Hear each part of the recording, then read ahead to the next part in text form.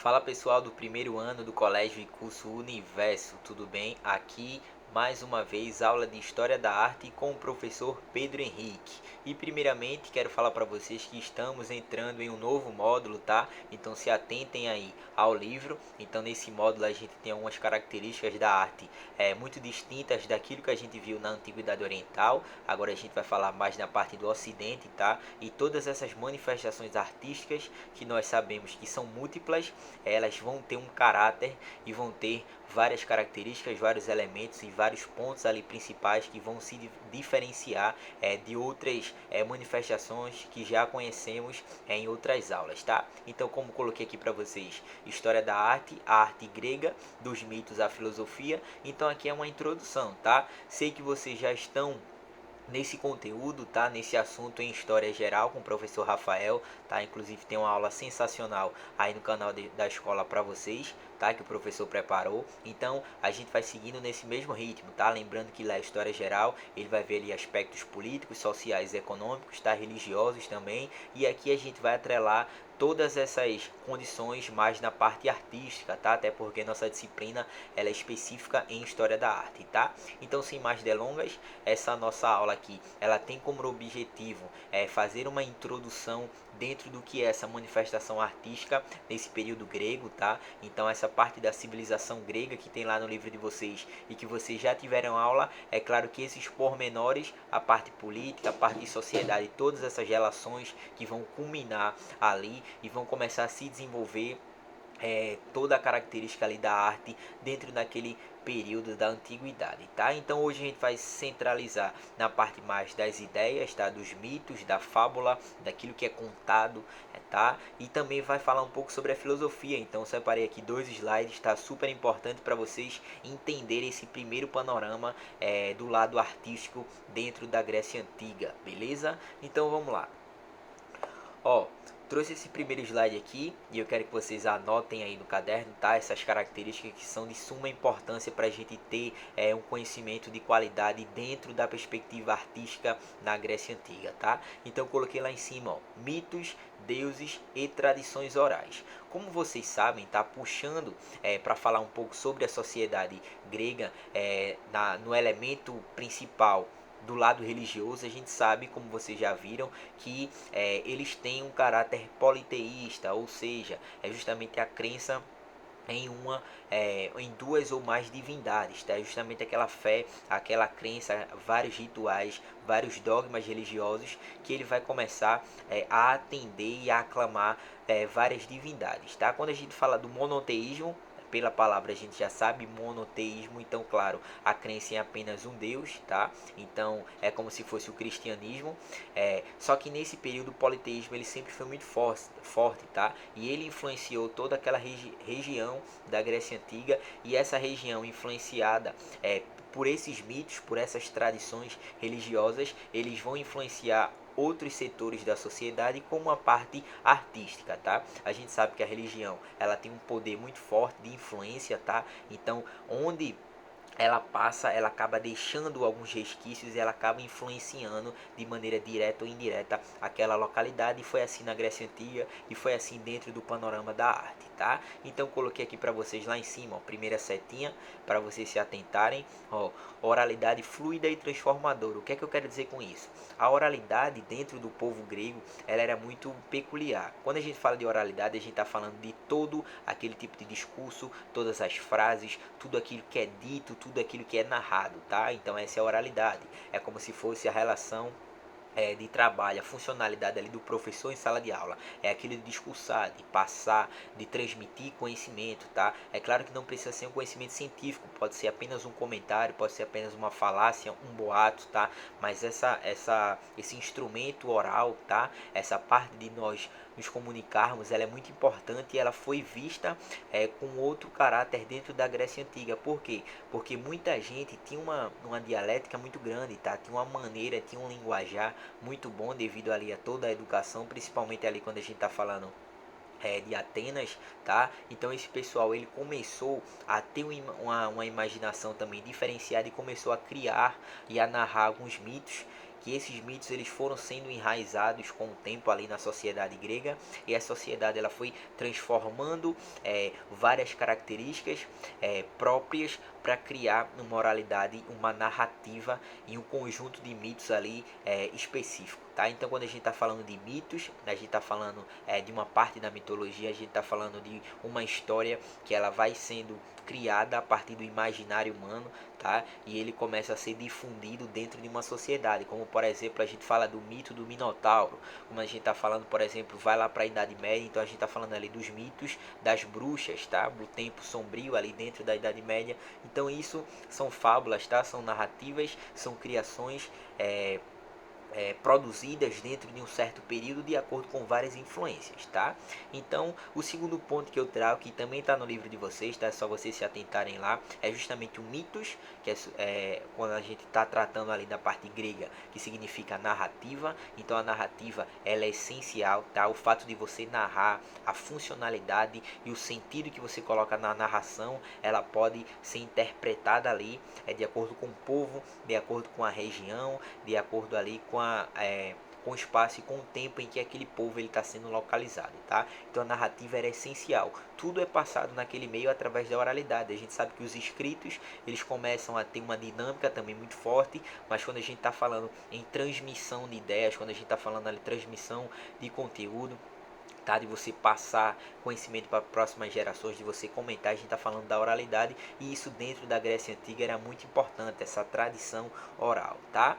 O segundo, eu estou falando para vocês ali do poem, tá? Também termo grego, que é justamente o fazer, o moldar, o produzir a matéria, e aí a gente já puxa para o nosso lado, a nossa disciplina História da Arte, onde, para pensar, tá? A gente fala do povo grego através das suas narrativas, a gente entende esses mitos, esses deuses, essas tradições orais, e dentro dessa perspectiva de criações, de narrações, existe também a produção, e essa produção significa o poem dentro da Grécia Antiga, tá? Então essa parte da narrativa, o mitos, ela vai estar sempre relacionada ao fazer, ao moldar, que é o poem, que é justamente o lado mais da matéria, tá? Não o lado abstrato, que é o lado de narrar, de você criar, ou até demais de você inventar algumas histórias, mas no fato de você colocar aquilo ali em prática. E como é que você colocava em prática? Através de esculturas, através de pinturas, através de textos, tá? Então isso é fazer, é moldar, é construir, é produzir a matéria através do poem, tá? Outra coisa que é muito importante também, quando a gente está falando ali da morte, o próprio ritual da morte dentro do povo grego, ele é muito peculiar, porque o povo grego, ele acreditava muito na questão da memória, tá? Então o pessoal vivia intensamente porque queria ser lembrado no pós-morte, tá? Então por isso que a gente trata esse conceito da memória do coletivo, ou seja, o pessoal vivia intensamente, tá? Faziam várias ações, sendo elas positivas ou negativas, porque eles queriam ser lembrados, eles queriam ter seu nome marcados aí na história dali do povo, para o pessoal lembrar depois de sua morte que ele fez isso, que ele fez aquilo, que ele criou isso, que ele fundou, sei lá, uma instituição, que ele participou de tal guerra, que ele lutou contra tal povo, que ele tinha tantos escravos, que ele fazia uso do comércio, tá? Muito bem. Então o pessoal gostava, tinha esse sentido, tinha toda essa ligação e a funcionalidade com a própria memória, e essa memória era do coletivo, tá? Eles gostavam, eles queriam, eles desejavam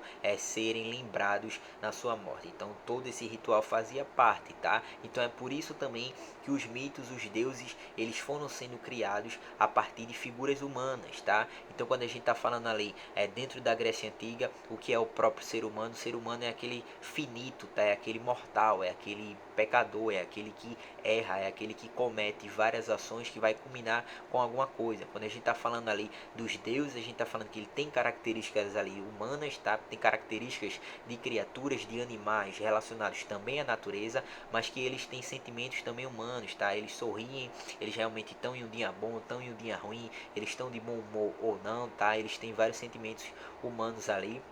E esses sentimentos também estão atrelados à memória. Os deuses lembram das coisas que aconteceram, o que pode prejudicar, o que pode beneficiar, tá? Então, nesse todo imaginário, nessa toda mitologia, vai sendo criada uma mitologia de uma multiplicidade de deuses muito grande. Então a gente tem aí o deus dos mares, a gente tem os deuses, o deus do trovão, então a gente está falando a deusa da sabedoria, a gente está falando aí o deus da morte, da guerra, tá? Então assim tem vários outros que eles vão ter papéis centrais dentro de uma funcionalidade da civilização. Essa civilização é a civilização da Grécia, tá? Aqui no meu lado, como vocês podem ver, acredito que alguém da sala já ou assistiu ou realmente já ouviu falar desse filme. É um grande filme aí marcado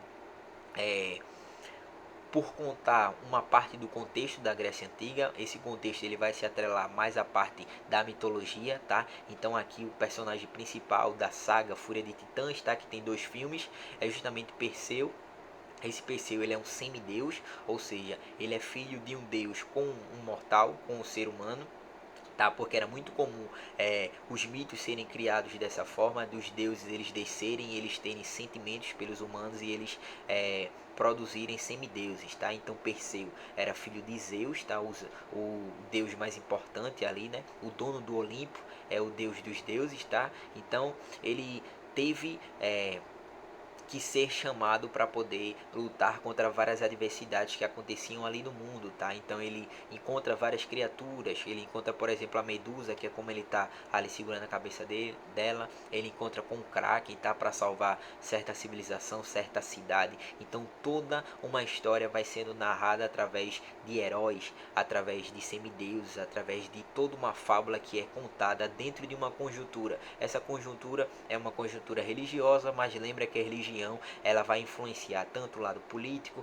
o lado social e o lado econômico, tá? Então tudo tá muito junto, tá muito conectado dentro dessas fábulas, dentro dessas narrações, tá? Então aqui é a parte principal de vocês entenderem toda essa relação dos mitos, dos deuses e das tradições orais no início ali da Grécia Antiga, e é claro que perdurou por todo o momento de sua vida, tá? Então, no próximo slide, próximo e último, eu trago aqui para vocês algumas características em relação à filosofia. Filosofia que é de suma importância para a gente entender o nosso mundo, para a gente ter uma perspectiva de autonomia, de autocrítica, tá? De perseverança, de liberdade, de vários conceitos que fazem parte da própria história e da própria vida do ser humano, do próprio contexto, do próprio espaço e tempo, tá? Então coloquei lá em cima para vocês o título, Filosofia, uma explicação racional para o mundo. Ela surge nesse período ali da Grécia Antiga, tá? Justamente para dar uma explicação diferente daquela que era dada através de uma tradição oral religiosa, que eram através dos mitos, tá? Então a filosofia ela já buscava uma explicação mais científica, digamos assim, tá? Mais racional, mais lógica. Ela buscava responder uma questão através de uma explicação mais contextualizada, tá? Mais explicativa, que tivesse uma resposta realmente que fizesse sentido, que tivesse uma lógica, tá? Diferente de só acreditar, tá? Que é no caso lá do lado religioso, do lado mitológico das grandes criações ali divinas, tá? Então a filosofia ela nasce mais ou menos ali do século 7, do século 6 antes de Cristo, na Grécia Antiga, através de 3 cidades principais. A gente pode destacar Samos, Mileto e Éfeso, tá? 3 cidades principais que elas são pontos que tem afinidades em comum, por exemplo, o ponto cultural, o ponto educacional e o ponto artístico, tá?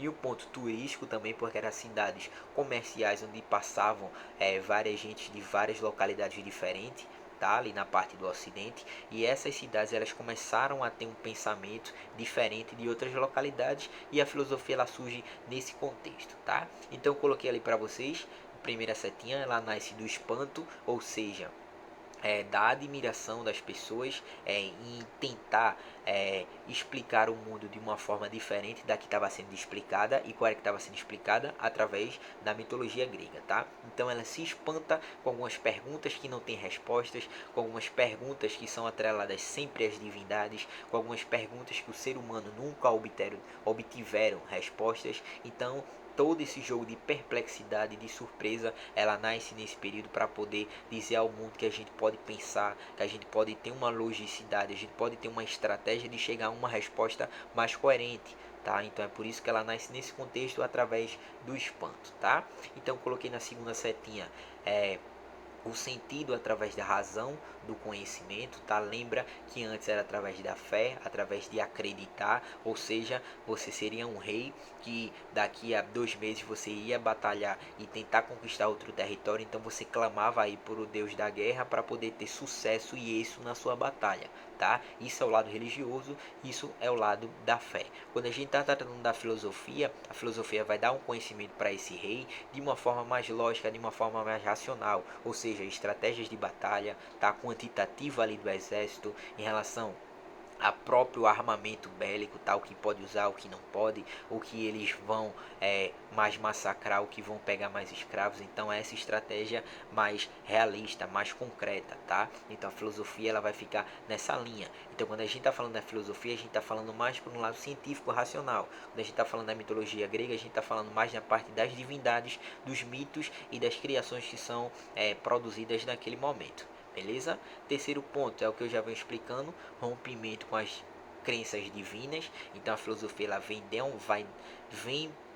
dentro da Grécia Antiga para trazer um caráter de explicação diferente, tá, daquele período. E por último, os primeiros filósofos, aqueles que começaram a fazer vários links com a natureza, que eram chamados os pré-socráticos, tá? Essa nomenclatura pré-socrática é justamente porque eles antecederam um filósofo que marcou a história da humanidade, que foi Sócrates, por isso pré-socráticos, tá? Então teve Sócrates, que ele começou a pensar mais no ser humano, ele começou a centralizar suas ideias, ideias como justiça, como verdade, como tolerância, tá? E também teve Platão, seu discípulo, tá? Muito importante aí por conta da teoria das ideias, do dualismo platônico, tá?